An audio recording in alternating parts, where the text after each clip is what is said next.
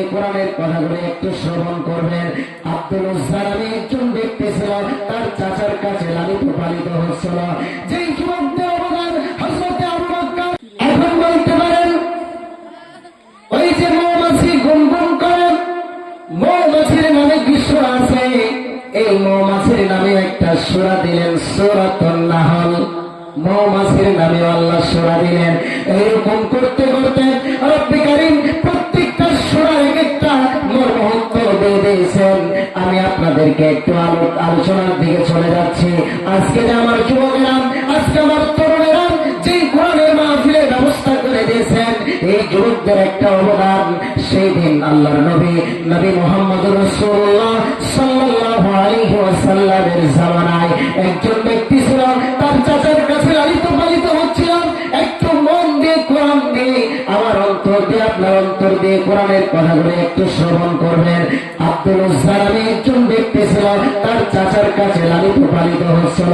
যেই যুবকদের অবদান হযরত আবু বকর, হযরত ওমর, হযরত আব্দুল্লাহ ইবনে উযাইর রাদিয়াল্লাহু তাআলা আনহু, এইরকম করে করে অনেক সাহাবী, হযরত আলী রাদিয়াল্লাহু তাআলা আনহু, এইরকম করে করে আল্লাহর নবীকে সাহায্য করেছিলেন। সেই দিন তারা এই সাহায্য করার জন্য আব্দুল উজ্জা তার চাচার কাছে লালিত পালিত হচ্ছিলেন। তার চাচাকে বলল, ও আমার চাচা, তুমি কি জানো এই মক্কা নগরীতে একজন ব্যক্তি আছে যার নাম হলো মুহাম্মদ সাল্লাল্লাহু আলাইহি ওয়াসাল্লাম? তুমি কি তাকে চিনো? তুমি কি তার সম্পর্কে কিছু জানো? তার চাচা বলল, ভাতিজা, আমি মুহাম্মাদের সম্পর্কে ভালোভাবেই জানি, তুমি কি বলতেছো বলো। চাচাকে ভাতিজা বলতেছে, চাচাগণ, আমি মনে করতেছিলাম এতদিন ধরে আপনার বাড়িতে থাকলাম, আপনার কাছে লালিত পালিত হলাম, মনে করতেছিলাম ওই মুহাম্মদের উপর আপনি আগে ঈমান আনবেন, তারপরে আমি ঈমান আনবো। কিন্তু এতদিন চলে গেল, রাত্রি চলে গেল, সকাল চলে গেল, দিন চলে গেল, সপ্তাহ চলে গেল, এইরকম করতে করতে বছর চলে গেল। চাচা, আপনি ঈমান আনলেন না, আর আনবেন না যখন বলেছেন, আমি সাক্ষী রেখে দিলাম, আমি মুহাম্মদ সাল্লাল্লাহু আলাইহি ওয়াসাল্লামের উপরে ঈমান এনে নিলাম, পড়ে নিলাম আশহাদু আল্লা ইলাহা ইল্লাল্লাহ ওয়া আশহাদু আন্না মুহাম্মাদান আবদুহু ওয়া রাসূলুহু।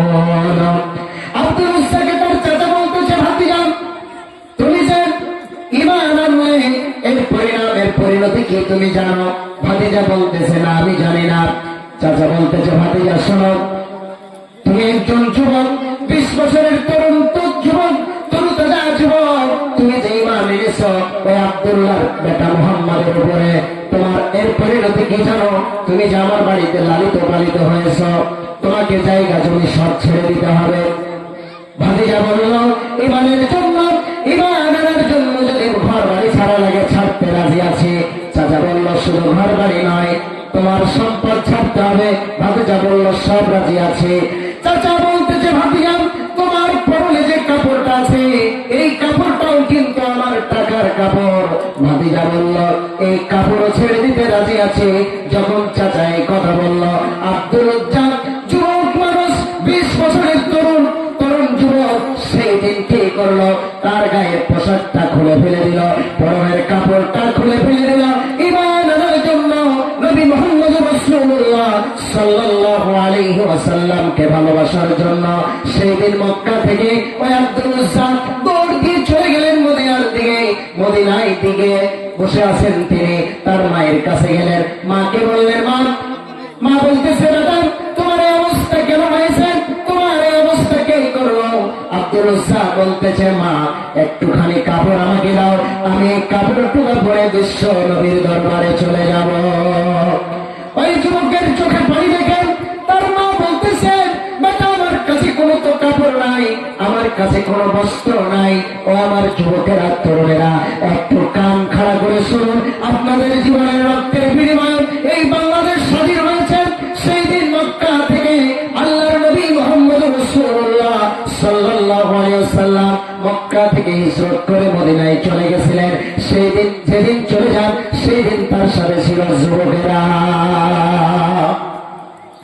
আব্দুল উজ্জাকে বলতেছে, তার মান, ও আমার আব্বাজান, আমার কাছে তো কোনো কাপড় নাই। আব্দুল উজ্জা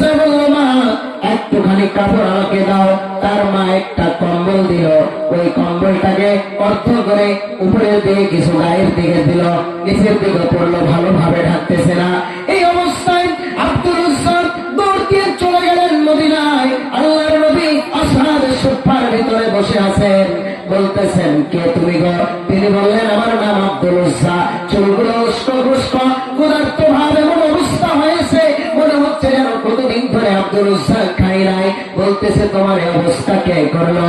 আব্দুল উজ্জা বলতেছেন আল্লাহর নবী মুহাম্মদ রাসূলুল্লাহ সাল্লাল্লাহু আলাইহি ওয়াসাল্লাম আপনার প্রতি ঈমান আনার কারণে, আপনার প্রতি ভালোবাসার কারণে আমার চাচা আমার ঘর বাড়ি জায়গা জমি সব নিয়ে নিয়েছে, এমনকি আমার পরনের কাপড়টাও নিয়ে নিয়েছে, আমাকে কিচ্ছু দেয় না। আল্লাহর নবী আব্দুল উজ্জাকে বললাম, আব্দুল উজ্জা রে, তোমার নাম আব্দুল উজ্জা নয়, তোমার নাম উজ্জা নাই, তোমার নাম আজ থেকে আব্দুল্লাহ। আল্লাহর নবী মুহাম্মদ রাসূলুল্লাহ সাল্লাল্লাহু আলাইহি ওয়াসাল্লাম আসহাবে সুফার ভিতরে তাকে বসতে দিলেন, আর সাহাবায়ে কেরামদেরকে বললেন ও আমার সাহাবারা শুনে রাখো, আব্দুল্লাহকে কোরআন শেখাবো। আব্দুল্লাহ ঈমান আনতে গিয়ে কিছু আনতে পারে নাই, ঘর বাড়ি টাকা পয়সা জমি জায়গা কিছু আনতে পারে নাই। ও আমার যুবকেরা তরুণেরা একটু কান খাড়া দিয়ে একটু শোনেন, একটু আমি আপনাদেরকে নিয়ে যেতে চাচ্ছি ওই কোরআনের দিকে। ওই তরুণ যুবক সেই দিন যেমন আব্দুল উজ্জা ঈমান আনার জন্য, ইসলামকে প্রতিষ্ঠিত করার জন্য, ইসলামকে বিজয়ী করার জন্য নিজের ঘর বাড়ি টাকা পয়সা জমি জায়গা এমনকি পরনের কাপড়টাও ছেড়ে দিয়েছিল, কিছুই নিয়ে যেতে পারে নাই। আব্দুল উজ্জা আব্দুল্লাহকে বললাম, আল্লাহর নবীর সাহাবীদেরকে বলল সাহাবারা তোমরা আব্দুল্লাহকে কোরআন শেখাও। কোরআন শিক্ষা দেওয়া হলো। সাহাবারা বলল হ্যাঁ আল্লাহর নবী, আব্দুল্লাহ এত জোরে কোরআন পড়ে, তার চিল্লানের জ্বালায় আমরা থাকতে পারি না। আল্লাহর নবী বললেন ও আমার সাহাবারা শুনে রাখো, আব্দুল্লাহকে বেশি বেশি করে চিল্লাইতে দাও, কারণ ঈমান বড় ঈমান, বড় দাবির ঈমান। ঈমান আনতে গিয়ে এই তরুণ যুবক আব্দুল্লাহ ঈমান আনতে গিয়ে কিছুই আনতে পারে না।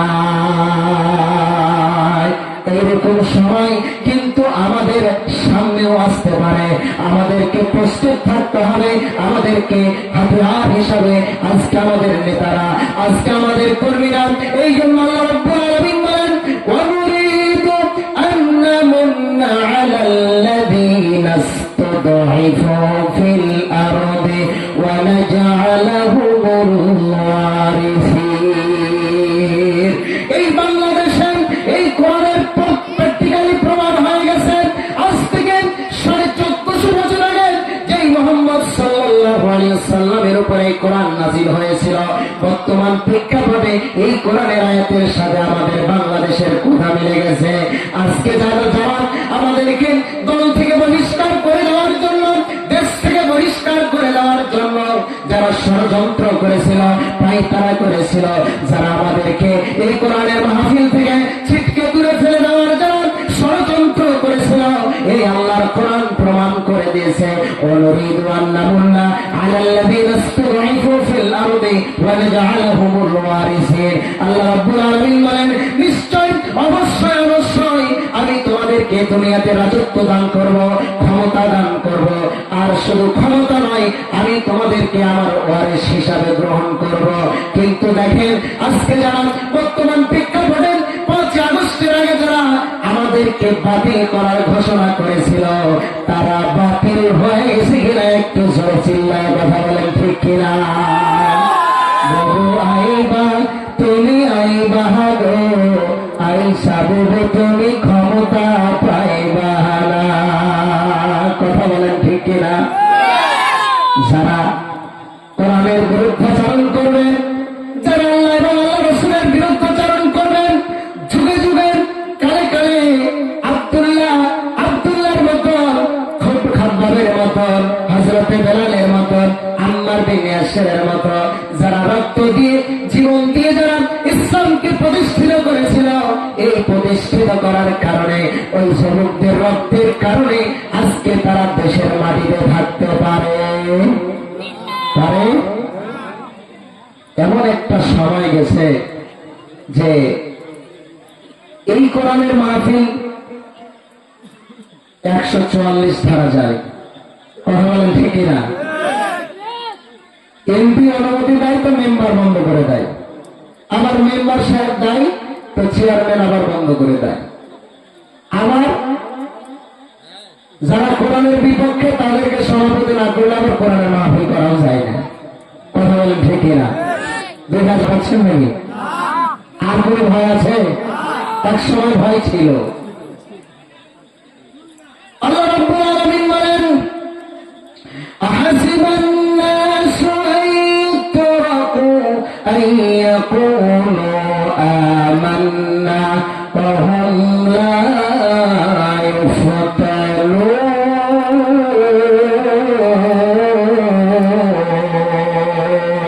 আল্লাহু আকবার।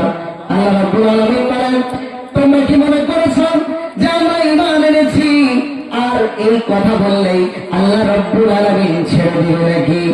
পরীক্ষা না করে ছেড়ে দিবে নাকি? আমাদেরকে পরীক্ষা করা লাগবে। আল্লাহ রাব্বুল আলামিন অবশ্যই অবশ্যই আমাদেরকে পরীক্ষা করবে। এবারের দাবিতে সত্যবাদী কারা আর মিথ্যাবাদী কারা, এই খবর আল্লাহ রাব্বুল আলামিন জানেন। আল্লাহ রাব্বুল আলামিন বললেন, যারা ষড়যন্ত্র করে কোরআনের বিরুদ্ধে, আলেমদের বিরুদ্ধে, যুবকদের বিরুদ্ধে, যারা ষড়যন্ত্র করে, এই ষড়যন্ত্র করার জন্য আল্লাহ রাব্বুল আলামিন একটা প্রাণী দিয়েছেন। সেই প্রাণীটা এত দুর্বল প্রাণী, যেই প্রাণীর নামে একটা সূরা দিলেন, সূরাতুল আনকাবুত। কি সূরা? আনকাবুত। আনকাবুত মানে মাকড়সা। আমার সম্মানিত সাহিত্য আছেন, একটু জিজ্ঞাসা করে নেবেন, মাকড়সা মানে এত দুর্বল প্রাণী।